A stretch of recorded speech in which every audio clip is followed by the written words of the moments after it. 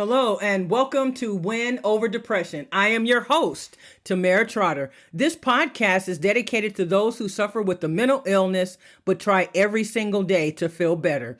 It's also dedicated to those who have loved ones who suffer in silence and want everyone to know about this debilitating condition. You know, depression is one of the most undertreated conditions in the entire world. Did you know that every 50 seconds someone is taking their life? It is truly a pandemic, and we must do what we can to spread awareness about mental health. Today, we'll be talking about mindset and how important your mindset is when it comes to really everything in life, but definitely when it comes to managing your mental health. So what is your current mindset? Do you feel as if you are now in a place where you can overcome your circumstances and get to that place in life where you deserve? Are you accepting of your condition? That's one of the first things that we have to do. Once we accept that we suffer with a mental illness, we are in a much better place to now put into action a plan that is going to help us manage our care. Self-care is also the key to feeling better. Every morning you should get up, take a shower, don't stay in bed. Make sure you have a plan for the day. Eat a healthy breakfast. Make sure that you're getting in a lot of protein. Make sure you're eating leafy vegetables. Stay away from candy and sugary drinks. That's one of the things that you can do to practice self-care when it comes to managing your mental health. Set realistic goals. Break tasks into smaller, manageable steps, and make sure that you are able to achieve the realistic goals that you have set for yourself. Remember to celebrate the small wins. Engage in some activities that bring you joy and give you a sense of accomplishment. It's so important that we also focus on the present. When we focus on the future and what we think the future may entail for us, it sometimes makes us sad, but we can never know what the future will bring because we can't determine that. We have to live in the present moment, deal with whatever is in front of us. Sure, we can plan for the future, but we should not be so focused on the future that we cannot focus on what is in front of us. We have to be patient and persistent. We have to make sure that when we are managing our mindset, that we are not surrounding ourselves with people who exude negativity. I know it seems like a laundry list, but there are so many things that we need to continue to do in order to keep our depression at bay. We need to limit or completely take out alcohol. If you can just limit it, it's going to help you. But if you can reduce it immensely, you're going to feel that much better. How about your sleeping? Are you able to sleep? Getting 8 to 10 hours of sleep every single night is essential. And that is why I wanted to share with you that Win Over Depression is currently on TikTok. And on Monday, February 26th, we will have a live and free webinar. In order to register, all you have to do is go to the Win Over Depression TikTok page, and on my bio, you will see a link that says Pensight, PENSIGHT.com. Click on that link and it will take you to register for the webinar. There are 2 sessions on that day. One will take place at noon Pacific Standard Time, and the second one will take place at 2 p.m. Pacific Standard Time. Come and find out ways that you can overcome your mental illness. I will also be sharing a brand new mental health diary that I have, as well as an ebook. So I hope to see you there. Remember, giving up is never an option. Stay in the game of life.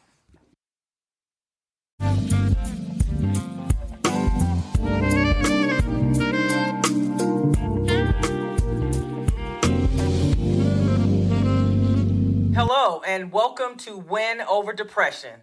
I am your host, Tamara Trotter. This podcast is dedicated to those of us who suffer with the mental illness, but who are trying every single day to understand our disease and to live the best life possible. This podcast is also dedicated to those individuals who are trying to understand this disease so that they can be more supportive to those friends or family who suffer with a mental health condition. Today, we'll be talking about commitment, and I would like for you to take notes if you're able to.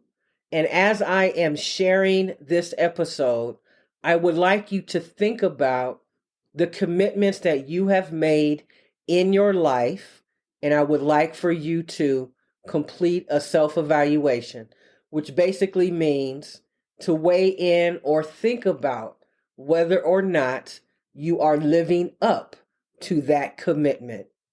So let's first define what is a commitment. A commitment is the state or quality of being dedicated to a cause or an activity. It is a pledge or undertaking, an engagement or obligation that restricts freedom of action. There are many commitments that we have in life. We make commitments to our children, to our spouses. We make a commitment to our job upon being hired. We make a commitment to ourselves to fulfill whatever it is that we want to accomplish in life.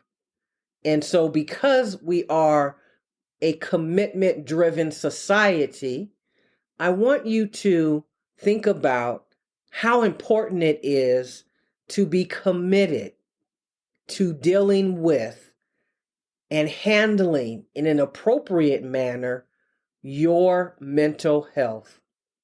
It is essential and critical that we take the time to think about whether or not we are doing the work that is necessary in order to overcome many of the symptoms and circumstances that have caused us to suffer from a mental health condition.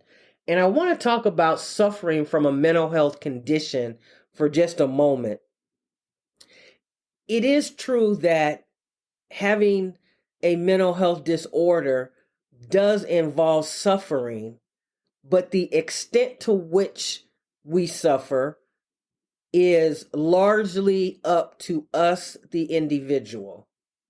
And so, what is your commitment to handling your mental illness, managing your situation on a daily basis? Are you 50% in and committed? Are you someone who needs to recommit because you know that you just have not been putting in the work? Can you recognize that you were never fully on board with being committed to what you said you were going to do? How has your commitment changed? And why has it changed? Have people in your life influenced the change? And if so, how can you get back on track? Is your commitment one-sided? Because oftentimes life is about relationships. And if you are in a one-sided relationship, whether it is with a friend, a spouse, and even a coworker, that will affect your ability to stay committed to that situation, person, or thing. So as we continue, I submit to you that having a commitment is a promise to deliver the outcome someone is expecting. Let me repeat that. A commitment, in my opinion, is a promise to deliver the outcome someone is expecting. Now, let's put that in perspective a little bit. When we're talking about commitment to overcoming our mental illness, we have made the commitment to ourselves. And if we expect an outcome that is going to help us to feel better, to be a better parent, a better friend, a better sister or brother, then we have to self-regulate and determine whether or not an adjustment needs to be made. When we make a commitment, there is something that is expected on the other end. And so you know that I am very transparent with my listeners.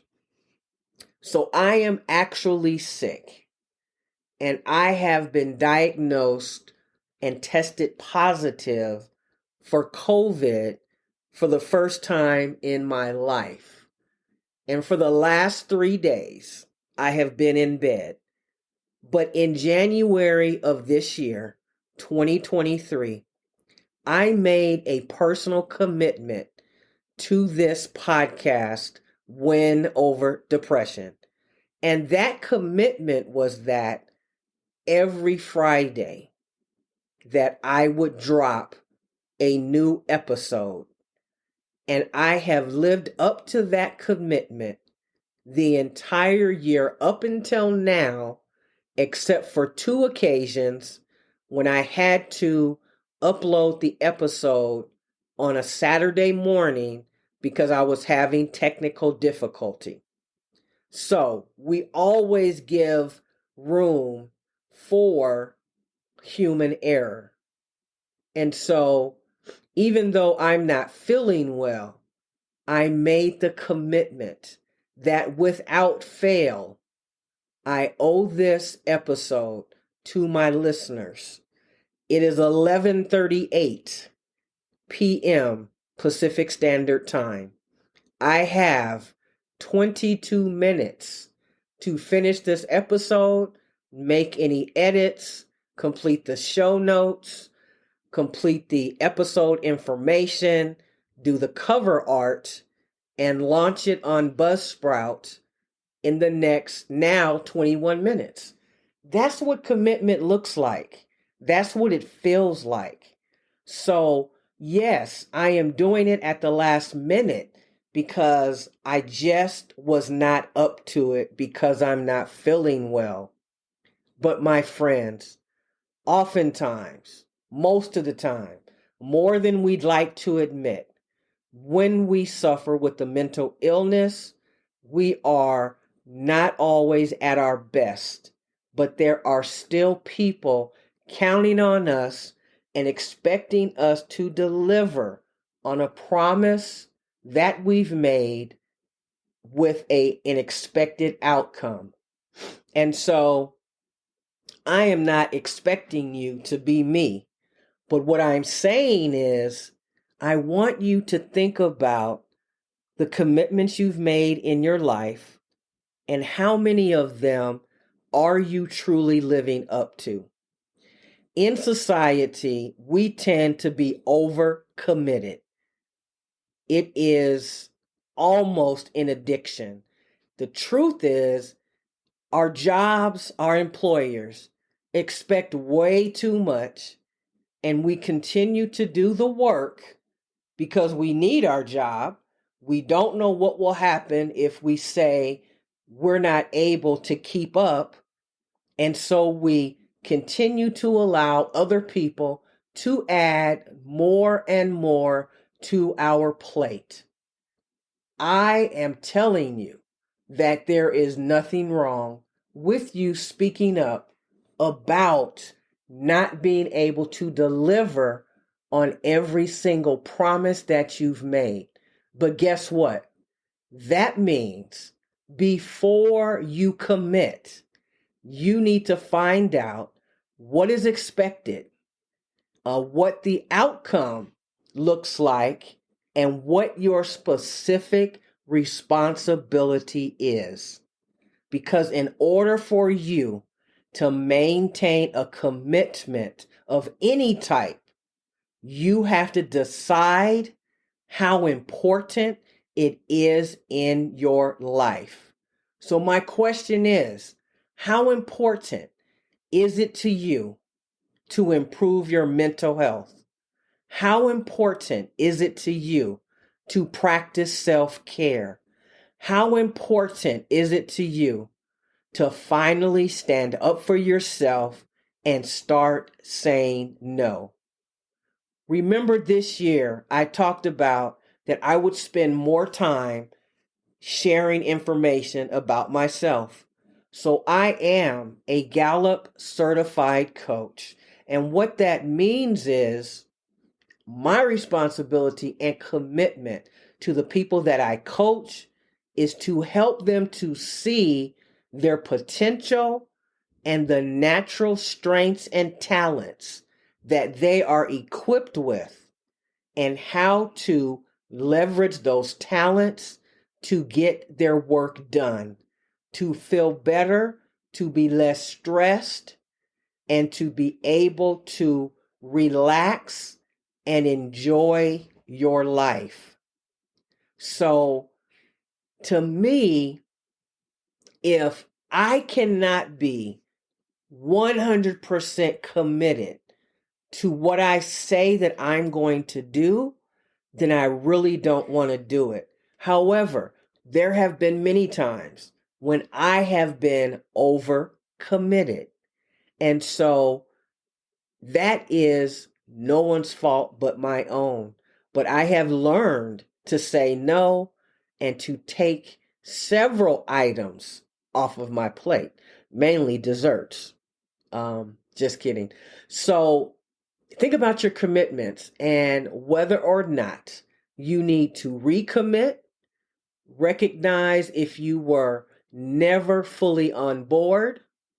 Has your commitment to a certain project, to something that you wanted to do at your house, has that changed? And if so, then do something different. Sometimes we want to stick to what we've committed to because we are afraid to feel as if we have failed. And so that means that there are many projects that are not completed because we have taken on too many. So also, when we talk about commitment, there are a few other things I wanted to share. The first is your personal space in your home has a direct correlation to whether or not your mental health is at bay or you are sinking into an episode of depression. And I know when I am about to experience an episode of depression because the area in my personal space at home looks cluttered. So it is very true that when we have a cluttered space, it's very difficult for us to focus and concentrate. And therefore, we all know, and if you don't, I'll share it with you, that many of the side effects of depression is not being able to concentrate. So what I would like for you to consider doing, and I don't expect you to clean up your entire house in 2 days. That would not be a commitment that you can keep. So what I would ask is that you look around and ensure that you have at least 1 or 2 areas in your home that are clutter free. And you will be able to see a lifting of the inability to concentrate and you being able to focus much better. So again, are you committed to your mental health and getting better? Are there some commitments that you've made that you need to make changes in? And so when we think about change, change is difficult for a lot of people. And not just those who suffer with the mental illness. Nobody really likes change because it's new. People don't know what to expect, and they are afraid of what is unknown to them. That is a natural human behavior. However, when you decide that you are going to take a look at your commitments, you have the right to make changes. Now, does that mean that you may have to disappoint a few people? Absolutely, because your mental health depends on it. And your friends or whoever it might be should understand that you need to practice self-care. So I encourage you to not be afraid of change, because change is absolutely predictable, because there are millions of changes every single day. There is a book called Who Moved My Cheese? And if you're not someone who likes to necessarily read a book, I encourage you to get the audiobook version of Who Moved My Cheese. And that is going to help you when it comes to accepting change. Because change is the one thing that you can count on in life. So, the more adaptable and resilient you become, the easier change will be in your life.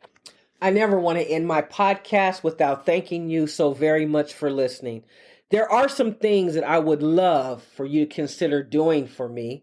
The first one is, when you have listened to any of the 80 plus podcast episodes of Win Over Depression, would you kindly consider leaving a comment? Let me know how a particular episode resonated with you. The more comments that I have, the more growth I will experience in the podcast. And it is growing, but I would encourage you to talk about how this podcast has helped you. Several people have reached out to me to tell me personally, but if you would be so kind as to leave a comment, I would really appreciate it. Remember, you can reach me on Pinterest at TT Mental Health Expert.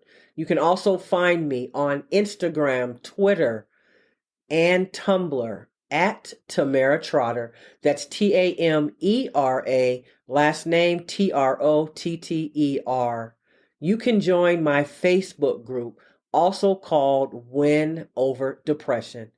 Win Over Depression now has a journal that goes along with the podcast episodes. Each journal will have 25 episodes, and it will have homework, places for you to write notes, and really be able to keep a record of how well you are doing in combating and reducing your episodes of depression. In addition, this journal will also give you the opportunity to have in front of you proof of your journey and proof that you are making strides. One of my episodes, we talked about how important it is to celebrate every single win that you have experienced, no matter how small you believe it is. If you have gone from 2 episodes of depression per month to 1 episode, that is a 50% improvement. You can go to my website, winoverdepression.org, go to the tab that says products, and you will be able to make the purchase of your journal there. If you would like to reach me personally, you can reach me at Tamera, Tamera, at winoverdepression.org. Stay in the game of life. Remember, giving up is never an option. You are important. Your life is worth living. If you are listening to this podcast and it's late at night and you're feeling down, I encourage you to go back and listen to many of my episodes. I have several on why you should not commit suicide, as well as why suicide may come into your mind in the middle of the night. Don't take your life. please call 911 or call an accountability coach. I would love for you to know how important you are. I care about you, and I will see you next time on Win Over Depression. Take care.